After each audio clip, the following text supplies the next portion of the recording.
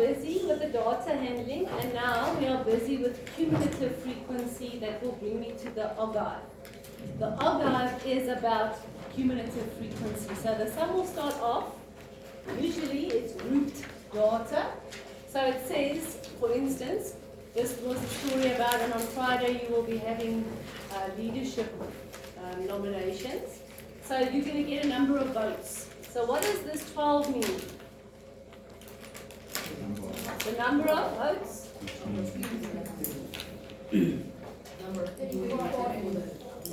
So what does it mean? There were 12 people that got between 34 and 44 votes. Understand what this indicates. That there were 6 people that got between 64 and 74 votes. You with me? So that's the data that's been given to you. Nice, easy marks. Complete the table. If I say complete the table, then you complete the table. If you want to go and draw the Ogive, you only actually need to find the cumulative frequency. So the cumulative frequency is when you accumulate, you add them. So this will be 1, then 4, 10, 22, 31, 44. And if you add this up, 1 plus 20, it will give you 50. That has to be the same. See me always showing you that. It has to be the same. Now something that can happen as well is in the exam, I can give you cumulative frequency. The tricks had one like that just now. I can give you cumulative frequency and I'll ask you for the frequency to be able to go backwards. So that means the first one was just 1. Then the previous one should have been 3. Right?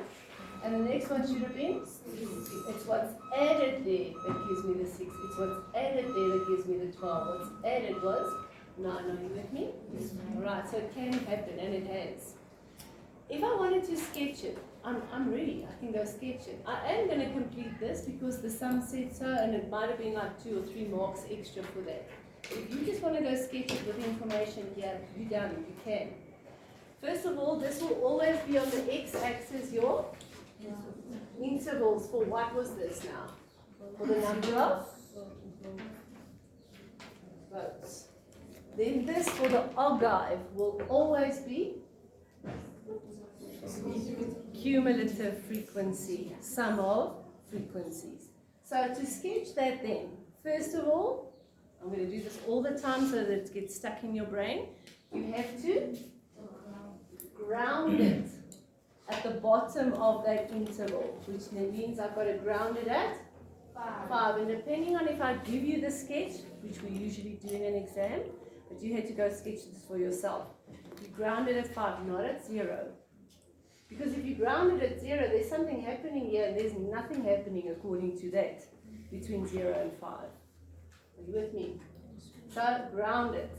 Then I'm also with my highlight pen going to say, these are the points that are important to me to go and use for the rest of the points. The top interval, not the middle. Not the middle between 5 and 14. And by the way, this was nice and weird because they started by 5 to 14. Then it goes 14, 24, 24, 20. You see what I mean? Strange. Shouldn't they have been 4? If you're looking at intervals, normally we make them look the same, don't we? Okay? So shouldn't that have been 4? Well, they gave it to me like that, so who am I to tell them what to do? If you had to go do the intervals, I would have said, yes, let them all look the same. Okay.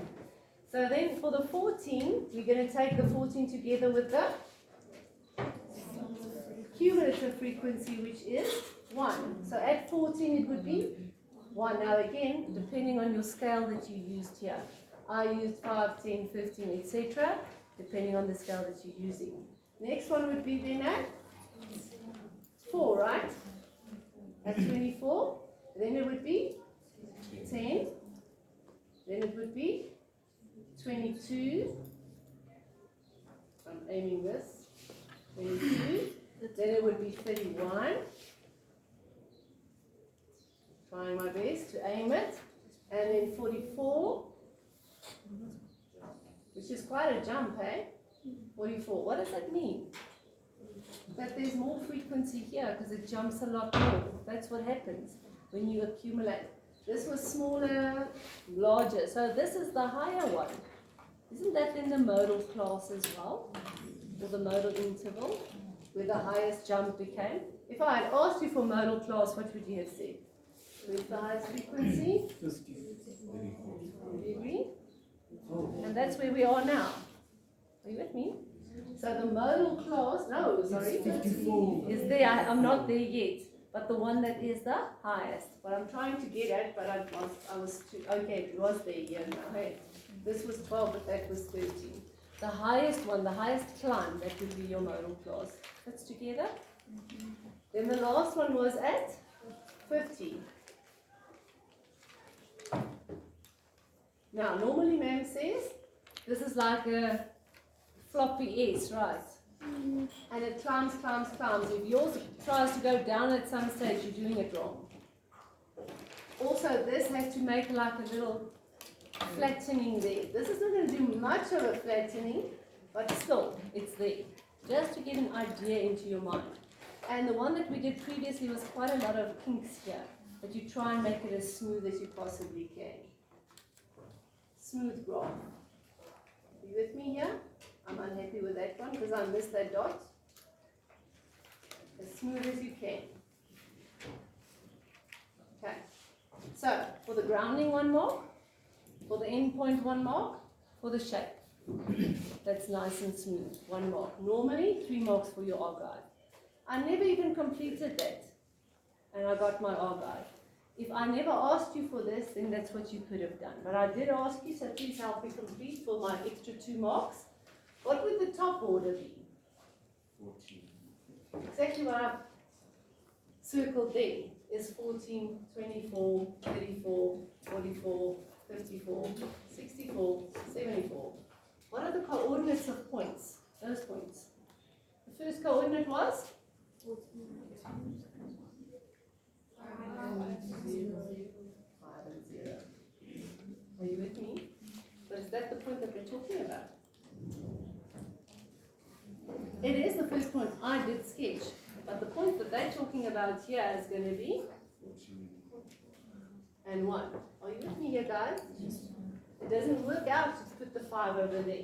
Yes, the 5 is my first point that I'm going to put, but these are the points that I'm talking about. So I'm going to go 14, 1. So it's actually these two. These two. Are you with me? So I'm rewriting it again and again and again. 34, 44, 54, 64, 74. Don't be too hasty. This is a lot of marks. And that would then have been 10, 22, 31, 44. Keep it in the back of your mind that when you are sketching it, you should be going for a sloppy, floppy S. And if it's not, then you're doing it wrong.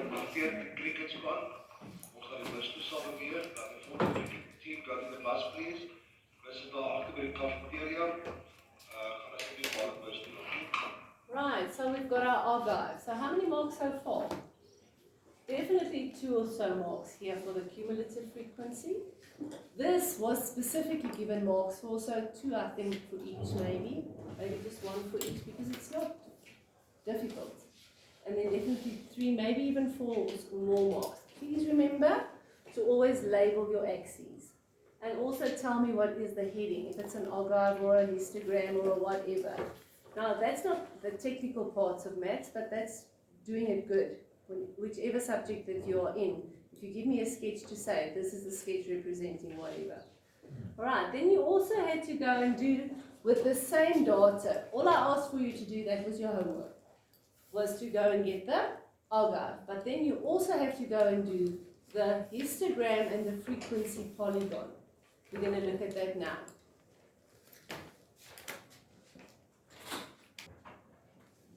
Now before we get to the histogram and the polygon, let's first do the quartiles. If you want to divide all of your data into quarter data, then you need to take the number of data and divide it by 4. Now the number of data was 50, so if you divide that by 4, what do you get? 12,5, do you agree? So at 12,5, that's where your Q1 would be written with. You would read it off. So you're going to go with your ruler, horizontal, and with your ruler, vertical, and that would be your Q1. And indicate for me that this is 12,5, because it's with a mark. Now if you keep doing that, 12,5 further would be at? No, 25, I'm sorry. 25 would be my quartile 2. 12.5 further would be 37.5, right? And 12.5 further would be 50. Please don't get confused. The moment that I put it up to 60, they don't think 60 divided by 4. It's the amount, whether I give it up to 100 or wherever I feel like it, extra space there. You've got to take the 50 and divide it by 4. Can you see that this is exactly the same size? It's not approximately, it's not a sketch graph and approximately, it's exactly. So those are exactly into quarters. Are these going to be exactly the same distance apart? No, because it shows you the spread, the measures of dispersion, how it's been spread all clumped together, widely spread or clumped together. Let's look at what 25 brings me.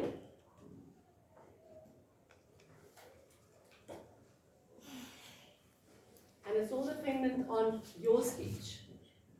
My sketch can look like something different and yours can look like something different, but it has to at least be between 44 and 54, right? It won't be something else. And the same with the 37. Measuring it down. There's my Q. 3. So then if I ask you for the quartiles, your answers would have been, quartile 1 was?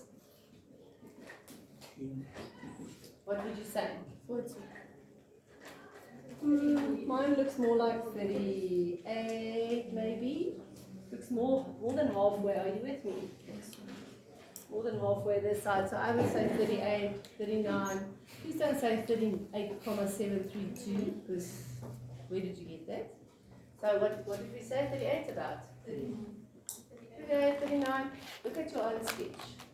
Is it closer to the middle of that middle? Okay, 38, 39. So who's going to be right? All of you. Because it's approximately the same anyway. And the next one there would have been 48, I don't know, 47 maybe. And the last one, look to me on my sketch more to the center there, do you agree? 59, maybe even 60 if you want. Approximately. This is marked according to what I see there. Not that which you thought. Not looking at this, because it'll say, use your Ogive to find your quartiles. And if you write it down, then I can see where you measured it. Please always indicate to me where you wrote it down. Now, we briefly looked at that on Friday, but can I not then also do the box and whiskers? Once I have quartile 1, 2, 3, and I have the minimum, and I have the maximum, can I not do the box and whiskers? Actually, I can do it there. Nobody ever does it, but I'd like to show you. So if your quartiles are there, look at me going down there with my ruler. Do you see my ruler? Okay. You see something? There's my little box. Looks to me like this is quite symmetrically spread. Normally, normal spread is when the center of the center is more closer together and evenly spread. In general, the bottom ones are a little bit further apart and the top ones as well. Okay, and so the minimum would be 5 and the maximum would be 74. Would I like that in a test? Yes. I want the number line. And I want you to write minimum is 5, maximum is 74. Q1 is, Q2 is, Q3 is the answers that you got. What do we call minimum, Q1, 2, 3, 4, and maximum? The 5 number summary, easy marks. There's my box and whiskers, and you can get this spread also from your Ogive, because that's exactly what it's all about. How is your data spread? Okay. So if you are asked to represent this data on a histogram, How would you represent that then? Then it's all about the frequency, not the cumulative frequencies. Ogive is cumulative frequency, that'll bring you your floppy S, right?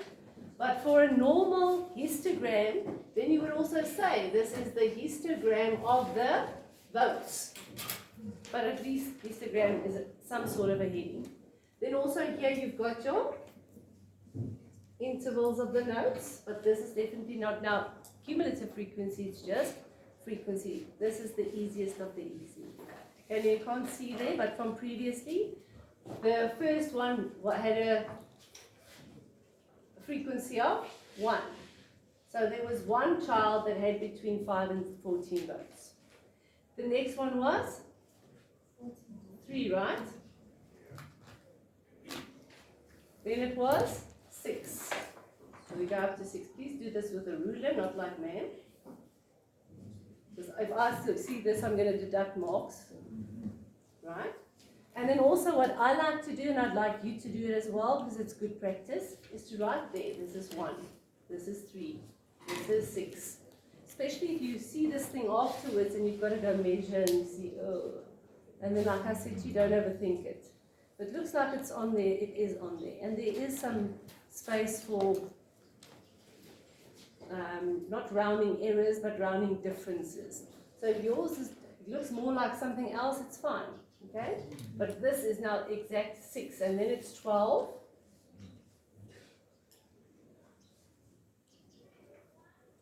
Okay? And it's supposed to be that these look nice and evenly spread, right? Then after the 12, it was 9. And then it's 13, which is way up there again. 13. How many marks for this nonsense? No, not nonsense, sorry. How many marks? A lot, because it takes time. And what are you doing? Easy peasy stuff, right? After the 13 then, 12, 9, 13, and then it was 6, right? Okay, and there you have your full 5 marks or 4 marks for your histogram. Same question, but now I'm asking you to draw a frequency polygon. What is a polygon? What is a polynomial? What is a binomial? It's a two-term. What is a trinomial? 3-term. Quadrinomial? 4-term, etc. So a polynomial is lots of terms. Anything more than 2 is poly. Not poly want a cracker. Polynomial. Are you with me? So a polygon is like a hexagon, octagon. What does they call that? 9 or 6 or 8 or how many ever sides. What is a polygon? It's lots of sides. Okay, lots of sides. So you can get a 4-sided figure, which is a quadrilateral. You can get triangles, which is a 3-sided figure. But a polygon is just a lot of sides. So what you're going to do those sides, you're going to get the midpoint of each of these intervals, which would be round about there. Are you with me? And round about there, there.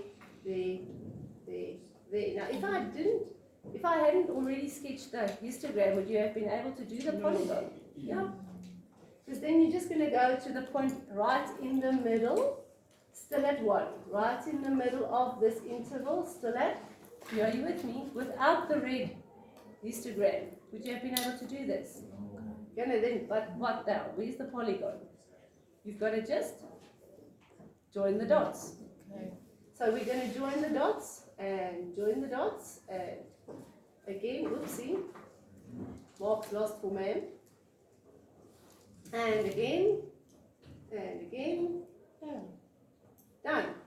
No, where's the polygon? You have to close the shape. That polygon looks like this. It has to be rounded and closed so that I can actually see it's a 4-sided or 6-sided or 8-sided figure. So where would I close it? Now, since there is a little space over here, I would like to go to the previous little space's midpoint. If it wasn't there, I would go there. But man, how do I know? Guys, this isn't rocket science. This is to prove to me that you know what you're doing. So if it had been right against that side there, you would have gone there to the 0. But what you do on the left, please do on the right. So what I'm going to do on the right, I'm also going to go to the middle of the middle there. Are you with me here? To close it up. And then actually I would like you to take your highlighter pen and go with all of those, dot, dot, dot, and then close it down so I can see the purple polygon. You see it? It's a polygon. A lot of sides figure. That's a polygon. How many marks? Okay. 4 for the polygon, 4 for the histogram. Will I ask you both? Definitely not. Okay? If you get asked, and the matrics have been asked in the last 3 years, somewhere, I don't know in which paper, June, or in the prelims or in the final, to draw a histogram. I mean, easy peasy, right? Are we going to draw a few of them now? No? That's it. If you know it, you know it. If you don't, you don't. Okay?